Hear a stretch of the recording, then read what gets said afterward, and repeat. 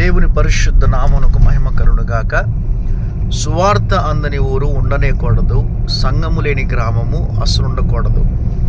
Calvary సువార్తిక ప్రార్థన సహవాసం అని మన సంఘము యొక్క గొప్ప దర్శనం ఇది.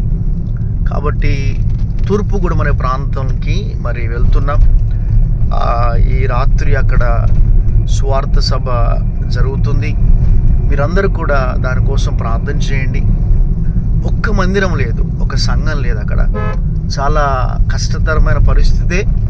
మరి ఈరోజు అఫీషియల్గా ఈ రాత్రి మరి ఆ ప్రాంతానికి చేరుకొని అక్కడ సువార్త తెలియచేయబోతున్నాం. కాబట్టి మీరు ప్రార్థన చేయండి.